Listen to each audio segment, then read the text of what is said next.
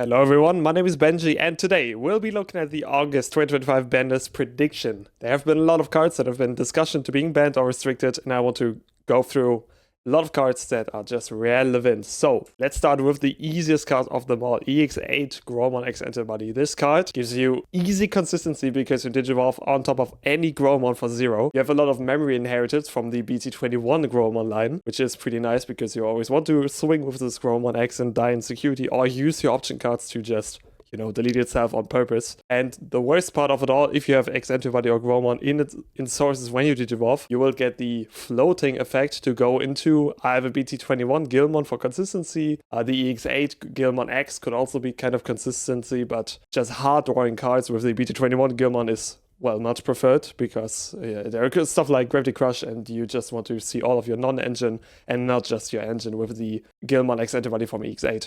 If you have enough cards in trash and you've got enough memory, you can also go for the actual payoff of the deck, which is EX3 Gilmon, which just gains rush if you have 20 cards in trash. And yeah, guess what? Getting cards in the trash is pretty easy. Gromon X is the problem card. The most problematic thing about this card is the floating effect and the fact that you can either go for consistency or aggression if you want to close the game. So yeah, whatever you need, it's fine. It's memory efficient, it's really consistent, and it's only level 4 Digimon. So yeah, this card needs to be at 1. If it's at 1, every Gromon loop deck is kind of taken out of the meta. So yeah, it will be much worse. Moving on, we've got a long contender for the ban list, EX5 Servicemon X. Servicemon X, has been on the radar ever since people played Leviamon or stuff like Lord Nightmon. And right now, the third deck that actually abuses it is Gromon X Loop. Same thing, consistency for free if you have a Servicemon, any Servicemon in its name, by the way, that also counts Werewolf mode. So yeah, this one is for free. You also get a draw one, trash one, which is insane. It also has self-setup because if you have Servicemon or X antibody in sources, you will just play out any level 3 Digimon. And as we've seen with the Gromon, you can just play out any Gilmon for consistency or payoff if you have enough cards in trash. So yeah, that's pretty funny. On top of that, in Lord Knight, it was able to turbo out Floodgates. So yeah, that's pretty fun because a lot of purple cards also have the ability to put cards in trash. I mean, he sets himself up, but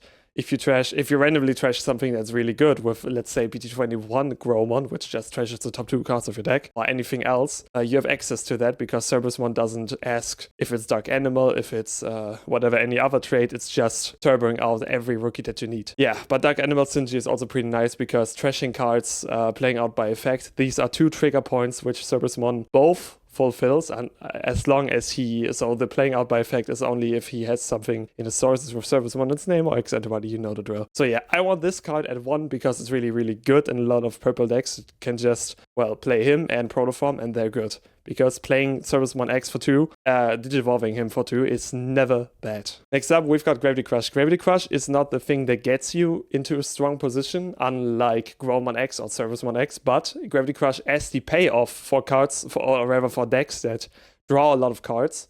Again, this is why I prefer BT21 Gilmon to just draw a lot of cards, because at a certain point you've reached the breaking limit and you can just play 4 Gravity Crushes because you will draw 2 of 3 over the course of your game if you see 40 cards of your deck. So yeah, this card is just an unfair advantage because it gives you 2 memory without any real cost, because there's no end of turn where you lose 2 memory if you just end the game at that point. So together with the cards that we have seen with the Gromon X loop decks, this is just crazy strong when paired with draw power. Historically, red decks didn't have that much draw power, to be fair, but now that it's paired with purple part of the Gromon X loop and X antibody cards, which naturally just draw a lot of cards, yeah, this has become kind of absurd. So Gravity Crush needs to go at 1. I can see that they could ban it. I mean, it's really just early game design. It's BT1 card. I think in BT1 it was pretty fine to extend your turns, but right now extending the turn isn't the thing that we're going to do with Gravity Crush. It's just ending the game. So yeah, put this at 1.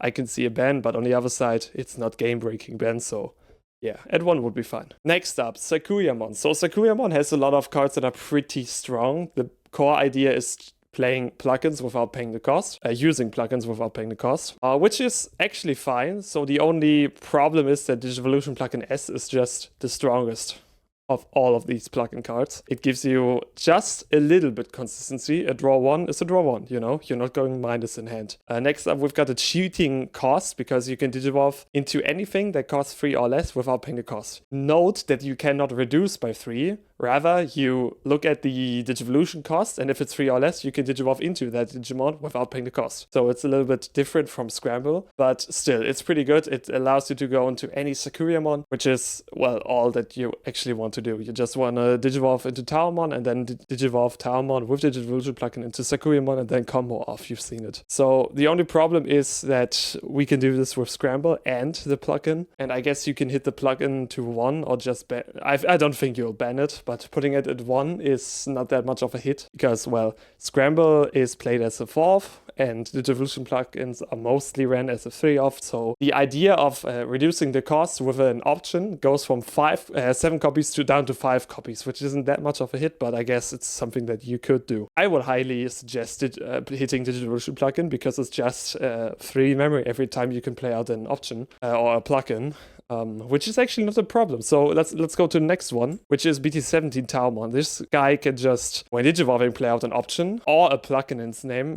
So an option card with plugin in its name or a yellow option from your hand, reduced by 2, which means every plugin is for 0, except for pause plugin, I guess. And this effect would be actually fine, because there are a lot of things, there are things like offense plugin, high speed plugin, reinforcement plugin, defensive plugin. All of them are actually fine. You can gain DP, you can gain sec attack, you can unsuspend, gain jamming, whatever, I don't care. But once you start to reduce costs or not pay costs, this is kind of against the idea of Digimon. I know that gaining memory is cool and reducing Digivolution costs or stuff, but at some point you have to chill out a bit, okay? If both your level 5 and level 6 have the same effect, you will go from champion to super mega level 7 Digimon without paying any costs, and this is the situation that we're in right now. Any Cubimon can go into Ruin mode for virtually no cost. This guy can cheat out twice, not only with the when digivolving, but also inherited with the when attacking, which is insane. So he reduces by 4, and because these option cards reduced by 3, the actual on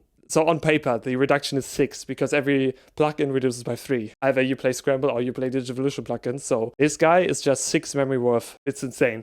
It's insane. And he digivolves for 3. So he himself is just a +3 if you digivolve. That's insane. So yeah, but I'm not the biggest fan of hitting Towermon. He would be fine without Scramble and plugins, so he would be caught in the crossfire, I'd say. And I mean, it doesn't actually matter against. So Sakuyamon against Royal Knights would be kind of fine because they could just play the BT19 Ace. Is it BT19? I think so. Because on your turn, it's actually the same. You could just play out any plugins. So they would just substitute it out and run risk of, well, yeah, being deleted and then paying overflow. But since people will just OTK with Chaosmon Valorarm or just lock you out of the game with Chaosmon or Ruin mode, I think the quintessence of the deck wouldn't be changed if you hit this Towermon. So yeah, just wanted to mention that to get some rage bait. But yeah, let's move on. BT20 Omeon is essentially just a board wipe because whenever this guy hits the field and he's not bounced or returned to bottom deck, he will block an attack, he will go into under Yggdrasil and, well, Digivolve, so he will play out himself and then Digivolve an Omni-X on top, which is an entire board wipe. If your opponent cannot be returned to bottom of the deck or his deck, his entire board is unaffected, whatever, Jessamon, I don't know, you can still block with 16,000, which is kind of nice. And it's really easy setup. So, as I said, Omekamon, you can just play him out for 5, which is unfavorable. You can put him under Yggdrasil, turn 3 or later with the Purge option. You can cheat him out. If you hit Last Guardian Security, you could just play him out from hand or trash, which is, yeah, pretty good. I personally play Royal Knights, and I don't want this Omekamon to be hit, but I can see how Omni-X is kind of a problem card and way too easy to play out with this Omekamon. I think Royal Knights would be hit considerably, and the Omekamon itself is fine, you know. If BT20 Omni-X wouldn't exist, that's the problem. You cannot hit BT20 Omni-X because most decks just play one Omni-X, and you can surely not ban Omni-X to 0. So yeah, this is just difficult. Moving on. Last Guardian is also kind of a cope take, but I mean, it has great search power. It's really low cost if you look at Royal Knights cards. If you always have an Yggdrasil under the most top Yggdrasil, so this is 3 cost, or even goes down to 1 cost because, yeah, well, for every Yggdrasil under your top Yggdrasil, you gain 1 memory after you place an option card with Royal Knights trade. So yeah, this is perfect support for the deck, and I can see if this card is a bit too strong for the deck, but I think hitting Last Guardian would actually kill the deck. Omni X is pretty good support, and Omicron is pretty good support, but you cannot take Last Guardian from Royal Knights. I think, yeah, I don't know. You should keep Last Guardian in. But I can see how strong it is, and I would be not too shocked if they would hit it at one. Next up, we've got these two. Yeah, Ko and Sayo or Sayo and Ko, both of them are just poor game design. EX5 is crazy game design. Ko and Sayo can just cheat the Digivolution of any Digimon. You know what I've seen lately? I've seen people play Galaxy with the new level 4, which is also purple. And you can Digivolve the old level 5s, which just Digivolve for 1 on top. Use the Tamer, putting the level 5 under, and then you can Digivolve on top of the level 4, which is blue or purple, into anything without cost. Guess what? People play Lucemon now. So Lucemon is for 0, and the new Lucemon EX10 has when Digivolving and when attacking, trash something, or recover. I don't really remember, but this is insane. Lucemon costs 7 or 8 if you Digivolve, and this guy just goes for 0. Also, we've seen, I don't know, Mirage Garuman Burst modes being Digivolved for 0, Paladin modes Digivolved for 0, Mirage himself, you know, Digivolve for 0, Hexablau Digivolve for 0, so yeah, all of these cards are crazy. Huankun is also a crazy card if you Digivolve Huankun in Galaxy, play out the Lunamon, Digivolve level 4 on top of that. Use the main of Lunamon, use the effect of the Tamer, Digivolve into level 5 for 0. All of this is pretty insane. And don't get me started on the blue Tamer on the right side, so Sayo Ko. They have never been used in Galaxy. They should definitely be hit. I don't know, to 1, to 0. They're just responsible for turn skips. And I don't want to see another pair ban. I mean, I've never played Galaxy, so I'm kind of a bit biased. If you need this for Galaxy, what's his name, Grace Novamon, I guess, okay, keep it there and keep on adding pair bans with Leopardmon or, I don't know, what was it, the Omnimon double tamers to gain memory when you play out something. Whatever, okay, pair ban, but something has to be done about the turn skips. Just the idea or the fact that turn skips are possible is insane. So moving on, we've got Miraculous Mega Knight. Again, I'm a little bit biased. I play Omnimon. I like this card. This card is just the best card ever designed for Omnimon, because any tamer fulfills the condition for the colors, and the main effect is insanely flexible. You can play out anything from hand or trash. Agumon, Gabumon, that's your whole rookie setup. If you have the correct rookie in hand, you can just play it out. If something was hit in security or you ran into security of your opponent with Garuman to draw a card, you can after that just play the option and you've got your rookie to, I don't know, do some funny Omnimon DNA plays. Also, if you don't want to do it on your turn because you don't want to play a neutral game, you could just wait it out, you know? This card is an actual trap card with the delay effect, so the interaction on your opponent's turn is insane. Either you have Alter S, which just deletes highest level once, okay, that's not too bad, but then it's unaffected and it stays on the board most of the time, unless you've got the omnipresent Greymon player that just can raid with 20,000 into it, which is highly unlikely. Yeah, on the other side, if you know your opponent is the omnipresent Greymon player, you could just go into, I don't know, any of the other two Omnimon. We've got BT21, BT22, so the latest Omnimon, which is pretty funny. It can bottom deck 1 or 2 Digimon. Yeah, that's pretty nice. We've also got the Omnimon Ace from BT17, which can bottom deck and then delete in one effect. So if you have something like Arrowkit United from Adventure, you can first bottom deck. They have to use Courage, which is interruptive. But before the on-play trigger comes, you can just delete the Digimon that was played out. So yeah, pretty funny. I love this card. I can see if people think Omnimon will be the best deck after the 3 best decks have been hit, or everyone has gotten a little bit slower. I can see how Omnimon is pretty strong and how people want to preemptively hit the deck. Would be kind of fun. Next up, we've got EX9 Garuman Sagittarius mode. So maybe you've seen the Grand Asia Open in, where was it, Singapore, where someone actually ran Garuman Alterbo. This deck focuses on using the your turn a lot, oftentimes with, what was it, Blitz Greymon EX9 Ace, which just costs 7, and which triggers the your turn of Sagittarius mode to Digivolve into EX1 Melga. Let me skip ahead a little bit. EX1 Melga gains you 1 memory for every 4 cards in your hand. So together with the Sagittarius mode, you gain some memory back, and end of turn you can just DNA with the effect of Blitz Greymon and then attack. So you go into Alter S, attack, most likely survive because you have inherited jamming or DP plus from the Garuman line.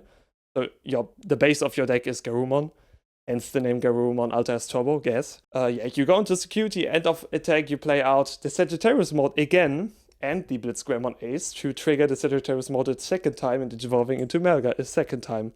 The reason this works is because Garumon is a blue deck, and blue decks inherently draw a lot of cards and go for consistency. Yeah, Alta-S is also blue, so you can find them with training cards, which is, yeah, pretty funny. So, future game design could be limited by Sagittarius mode. I remember they limited the promo Garumon by the same wording. They said something like something along the lines of future game design prevents, or this card prevents future game design, so we have to put it in one. Yeah, I think Sagittarius mode could be a contender if you think Garuman Alta-S is pretty much too strong.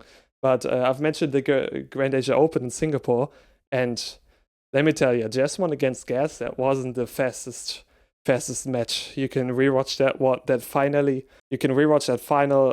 It was over the course of 10 or 12 turns, no one did anything, and then in the 13th turn we saw the Garuman Alta-S go off. But yeah, it took a lot of time. He had 20 cards in hand. He was winning anyways with any deck if you have 12 turns, so yeah. I don't know. It's not once per turn. Alta-S has pretty good synergy, so I can see how you would like to hit Sagittarius mode. I've already talked about the Melga. This guy, well, gets a lot of memory and has always good synergy with blue decks because blue decks draw a lot of cards. Yeah, same thing, multiple when digivolving with the Alta-S combo. Note that if Alta-S didn't exist and the Sagittarius mode didn't exist, this card is absolutely fine. So if you want to keep Garuman Alta-S a little bit down, maybe hit something else than this Metal Garumon. But I want to say this Metal Garumon is the one that gains memory. There is no other Metal Garumon that gains that much memory. So yeah, Bandai, you do you. Next up, Shushummon Promo is insane. I don't have any particular hate against Puppets. Puppets is a really strong deck. It has emerged from thin air because Sandromon wasn't the best deck, and now Puppets is kind of a contender. I don't know. Maybe after the Banlist, it's one of the strongest control decks. And historically, in the last few sets, control decks have not been that strong. This deck is different, okay? It can explode out of nowhere. If you go into security and you hit this Shushummon, you might be cooked. You might just be cooked. But yeah, I don't know. Again, it's kind of a thing. Bandai will hit something. They have announced the Banlist, and if most of the meta decks go down a bit, we know that a lot of decks that are mediocre right now will be much better. And I think Puppets could be something along the lines, and the promo Shumon is a little bit too strong. Might be worth a hit, honestly. This is just a personal thing, the BT16 Warmon. This guy has infinite potential if you have enough cards in trash, honestly. Playing out this Warmon might be a fighter mode. You don't see it in Warmon, but it's actually a fighter mode. So, I don't know, the combination of promo Shadowmon is just nuts. You know, you can do anything that you want with this guy. If you have one in hand, one in trash, and Shadowmon in trash, it's over. It's over. Obviously, you need setup, you need cards in trash, but this guy enables all of it. He is it. He's him. I don't know what to tell you. I hate this guy. Yeah, so thank you for watching. I know that I'm a professional player and all of my takes should be taken 100% seriously, so let me know down below in the comments how you thought this video was, how all of my takes were, and I'll see ya. Bye-bye.